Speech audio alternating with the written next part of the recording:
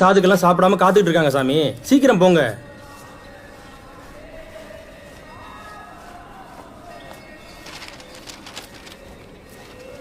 தயாசாமி, இவர் மேலே எனக்கு சந்தேகமாக இருக்குது. ஊரில் ஏதோ தப்பு கிப்பு பண்ணிட்டு வந்து இங்கே பதுங்கியிருப்பாருன்னு நினைக்கிறேன். எதுக்கு இவர் மேலே ஒரு கண் வச்சுக்கோங்க. அப்படியே சொல்கிறீங்க? ம்.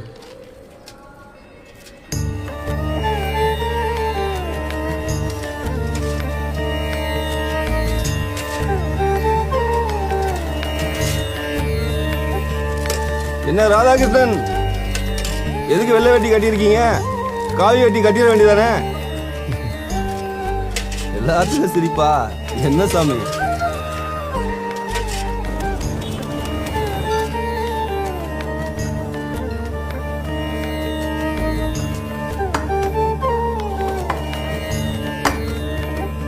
ஐயா ராதாகிருஷ்ணன், இங்கே வாங்க.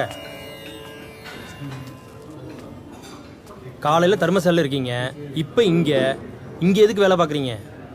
இங்கே அதிகமாக டிப்ஸ் கிடைக்குது. என்னது டிப்ஸா? சரி, காசிக்கு எதுக்கு வந்தீங்க? ஆன்மீகத்தை தேடி. ஆன்மீகமா? ஆன்மீகம் என்ன உங்களுக்கு என்னன்னு தெரியுமா? சாமி எனக்கு வேலை இருக்கு சாமி, நான் போகிறேன். ஏங்க இங்க வாங்க, உட்காருங்க உட்காருங்க சாமி. ஆன்மீகத்தை பற்றி உங்களுக்கு என்ன தெரியும்? நாங்கள்லாம் ஞான மார்க்கத்துக்கு இங்கே வந்திருக்கோம்.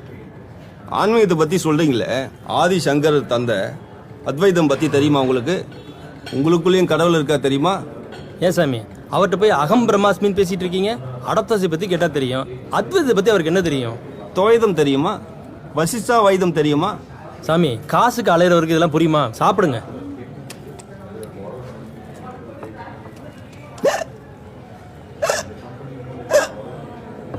தண்ணி குடிங்க.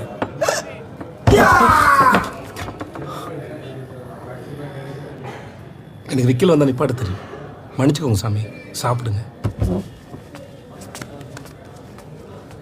சாமி, விக்கல் நின்றுச்சா?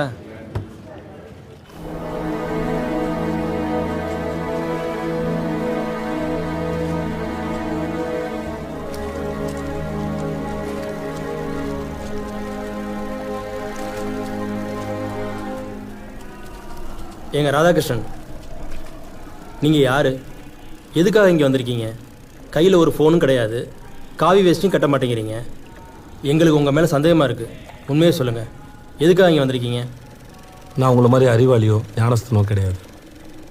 ஊரில் என் குடும்பத்தை பிள்ளைங்களை விட்டுட்டு வந்திருக்கேன்.